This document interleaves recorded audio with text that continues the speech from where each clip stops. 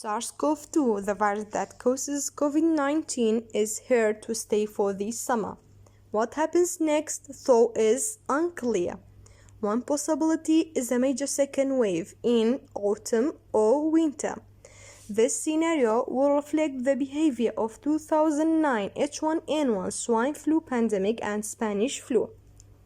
If SARS-CoV-2 resurges in the winter, it will be one in a crowded field of wintertime respiratory viruses, including influenza, rhinovirus, respiratory syncytial virus, and 4 other coronavirus strains that normally cause common cold-like symptoms. What effect might these other viruses have on spread of SARS-CoV-2? Will they coexist, or could they push SARS-CoV-2 out of the circulation? Near the end of 18th century, the English physician Edward Jenner observed that milkmaids rarely fell victim to the deadly smallpox. He correctly guessed that exposure to cowpox, a related virus that causes much milder illness, protected them. His discovery illustrated an even more fundamental concept, that pathogens exist in relation to one another, and sometimes they can inhibit one another's ability to spread. This cross-protection that cowpox offers against smallpox is a result of two viruses' structural similarity. This phenomenon, called cross-protection. Cross-protection explains the effectiveness of flu vaccines. Each year, scientists guess which influenza strains will be the most common in coming seasons. The guess is invariably wrong, but the vaccine is close enough to prevent many infections. Cross-protection also explains why elderly people fared unexpectedly well during 2009 flu pandemic.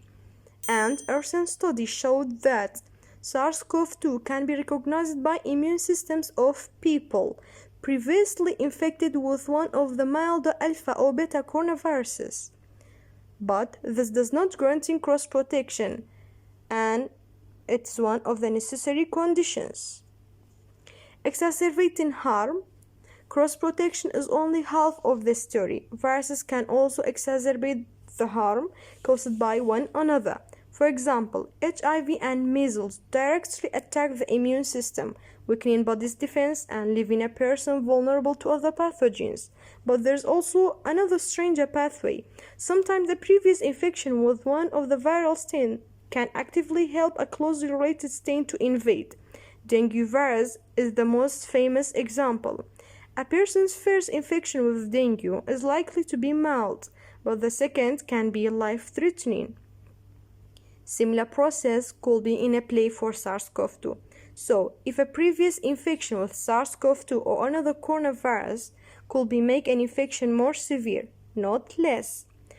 Still, models and historical experiences with flu pandemics suggest that SARS-CoV-2 is probably here to stay for the future. Even if some cross-protection is in play, the field might seem crowded for respiratory viruses.